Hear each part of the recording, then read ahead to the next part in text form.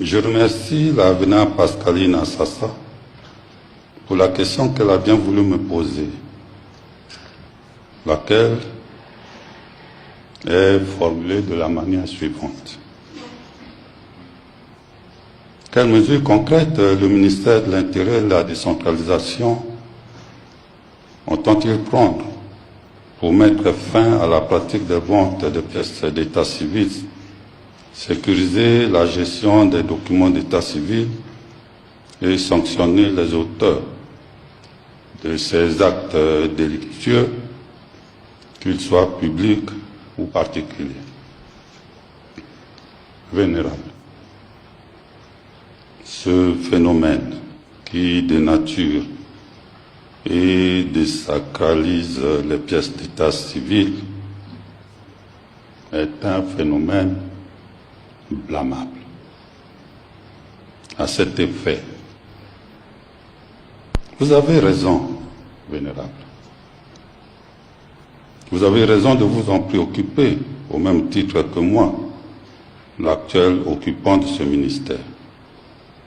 Parce que des renseignements obtenus par nous il y a quelque temps, alors que je me préoccupais, je me consacrais de la résolution de la crise du passeport, je découvre, malheureusement, cette autre indélicatesse. Parmi les fraudeurs, figurent curieusement et en très bonne place les agents des mairies et ceux évoluant dans les administrations des districts ou des communautés urbaines. Ils ont constitué des réseaux de complicité au sein de certains services d'administration publique, permettant ainsi cette vente illicite des documents officiels. Vénérable sénateur, la falsification et le trafic des actes d'état civil constituent un problème majeur dans notre administration. Nous le savons. Vendre un acte d'état civil, c'est comme vendre dans un coin de rue la nationalité congolaise au plus offrant. C'est un délit qui sera qualifié en son temps et puni comme tel. Vénérable, dans la recherche des solutions appropriées, le gouvernement de la République a depuis quelque temps pensé à la digitalisation de tous ces documents à travers le projet Système intégré des faits d'état civil, en sigle SIFEC, qui vise la transformation numérique de tous ces actes.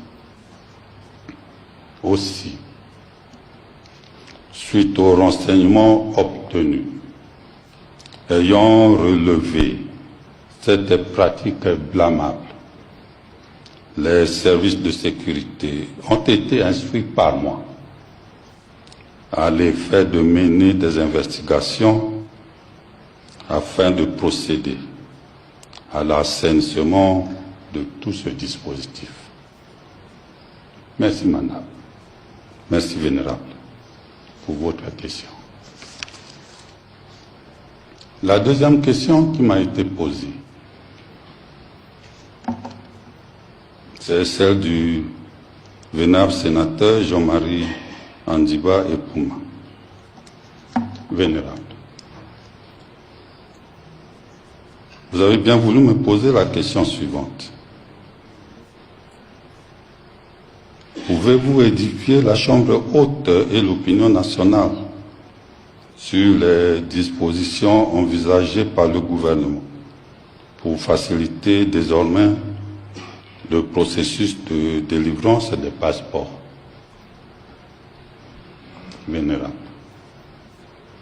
je tiens à vous signaler que le gouvernement de la République est tellement conscient et pleinement conscient des désagréments que subissent nos concitoyens dans l'obtention du passeport.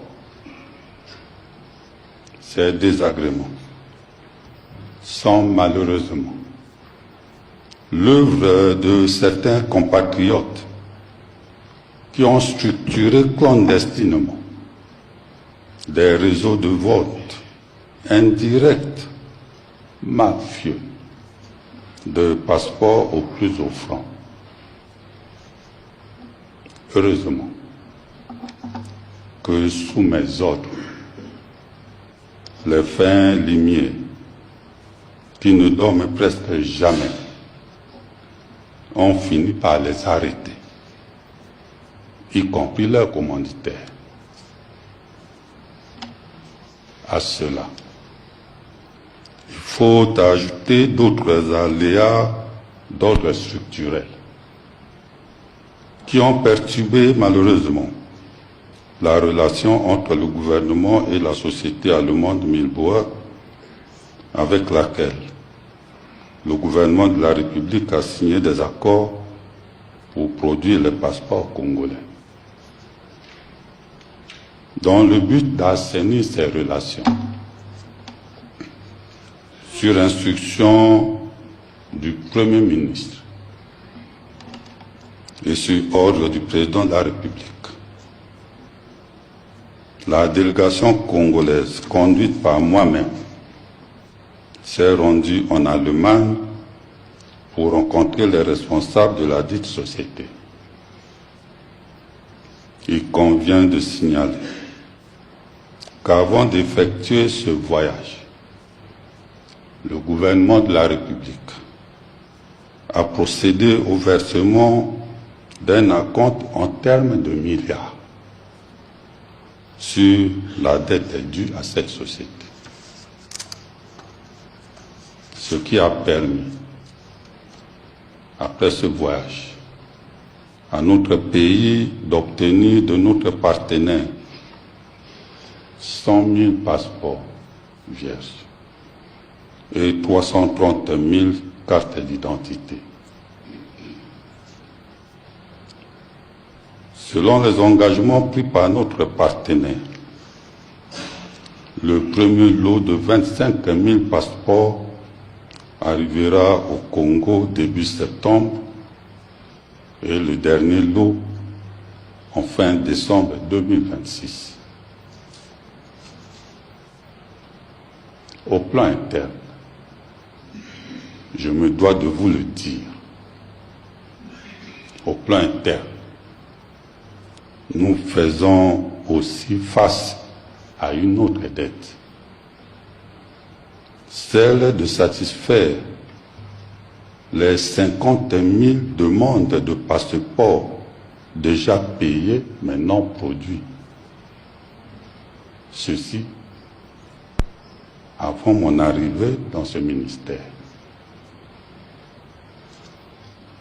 Pour éviter la répétition des mêmes erreurs, les deux parties ont convenu de réfléchir sur les nouveaux mécanismes de paiement du passeport. Une option est retenue, qui permettra à la société Milbauer d'entrer en possession de son dû à temps, conformément aux prescriptions du contrat qui lie les deux parties. Outre cette innovation, le gouvernement de la République a opté pour l'ouverture d'un compte séquestre dans une banque de la place, dans le but de sécuriser l'argent du produit de la vente des passeports.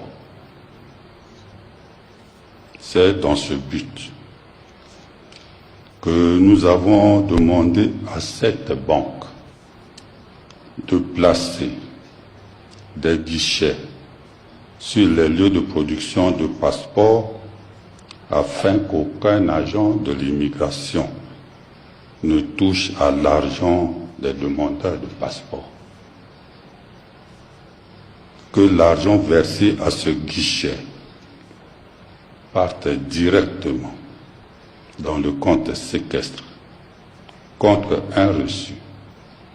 Le reçu obtenu sera présenté au service d'immigration pour le passeport. Que personne ne touche plus à un franc.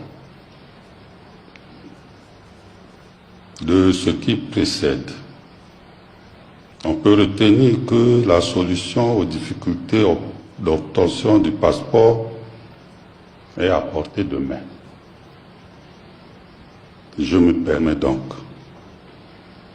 de remercier très sincèrement le vénérable Jean-Marie Andibaye Pouma pour sa question m'ayant permis d'édifier les Congolais, qui ont certainement compris que le gouvernement de la République est à la manœuvre, comme nous le savons tous. Les problèmes sont toujours visibles, mais les solutions restent cachées. Il suffit de les chercher, on finit par les trouver. Nous le savons. Quand le mal est profond, quand le mal est très profond, il nous faut un peu de temps. Il nous faut un peu de temps car il n'existe pas de solution instantanée pour tout réparer en à peine 93 jours que je suis au gouvernement. Merci.